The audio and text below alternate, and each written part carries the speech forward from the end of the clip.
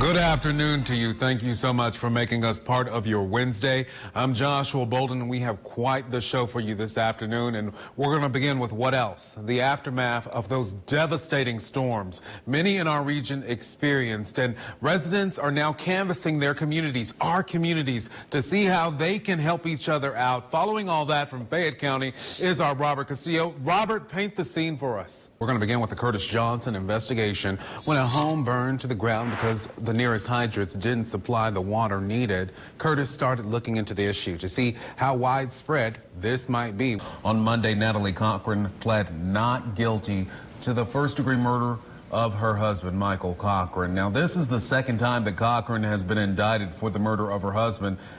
New at noon, with the winter weather that we have been experiencing, accidents come. But folks, this one involves sledding. A civil rights organization is taking a stand after racist flyers were distributed in Lynchburg, Virginia on Christmas Eve. One local business is doing what it can to help you stay warm. A dry cleaner in Mercer County wants to help keep you warm. Service Cleaners, located off of Princeton Avenue, is bringing back its annual coat drive and taking your donations. After receiving the items, they do what they do best, dry clean. The state recently awarded West Virginia University, so WVU, $47 million for infrastructure improvements. And folks, listen, these improvements actually don't stop in Morgantown, West Virginia. They'll also be seen at the satellite campus in Beckley.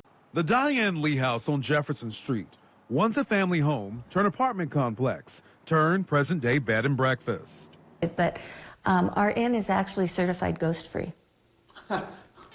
Somebody once said they saw a ghost on the back stairs. So they were these groups who went downtown and they found something in the old jail and the old cities. She had them come here. They were here for a while, several nights. She paid them, and as they left, they said, there is nothing here. So. And yet there is a spirit filling this storied 120-year-old building. A spirit as intrinsic to the inn as it is to the state where the structure resides. This is my favorite Christmas tree I've ever had. It's actually a Cole Christmas tree. You heard correctly. She owns a Cole Christmas tree. That's Kit McCarthy, and for more than a decade, she and her husband, Gary, have had the privilege of being the proprietors of the Bluefield Inn.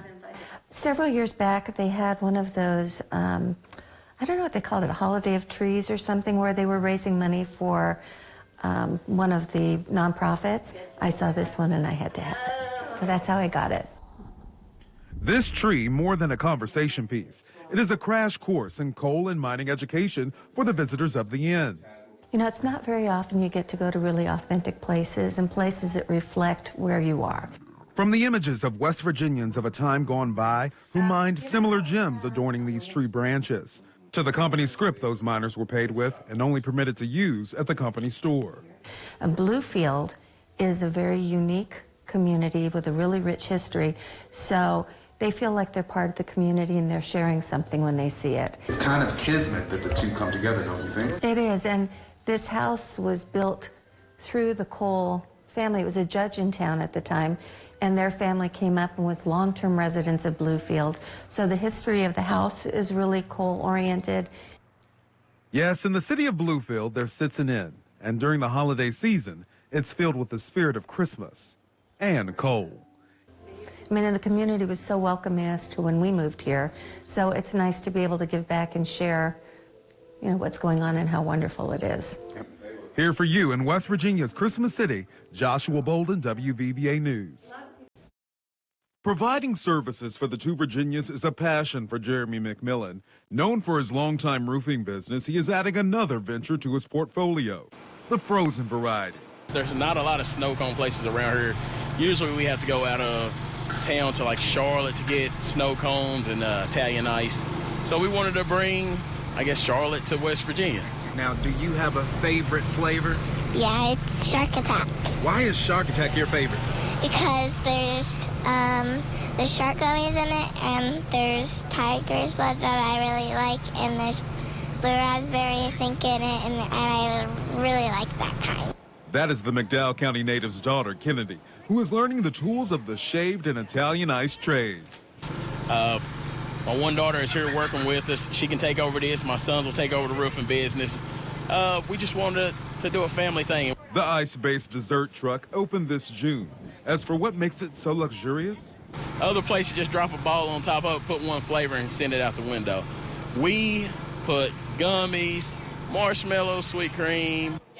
in fact, new fan Xander only had this to say about his refreshing treat. It's bussin'. Here for you in Bluefield, Virginia, Joshua Bolden, WVVA News. I usually don't think about the ears when it comes to frostbite. I've always thought about the fingers and the toes, but I guess, you know, my mom always saying put earmuffs or put the toboggan over your ears. It now makes sense because she didn't want me to get frostbite. She's like Miss Frizzle personified. If you've ever read or watched The Magic School Bus, you know how Miss Frizzle had the outfit on to tell you what the topic was? Chosen Road or Emily Ann Roberts. Let me tell you, you are in for a treat. And to hear it in that historic theater, I've heard them both perform in that theater, and to hear just the acoustics, to hear their sound reverberating through this theater on your screen, it's magical. Today is known to many of us as Groundhog Day. Oh my gosh, I didn't even know that. Also known as the day that meteorologists across the world can't stand because it's the day that they get superseded by a rodent. Also, you never know why anybody is either growing their hair or they have to shave off their hair. So there is a reason you have one mouth and two ears.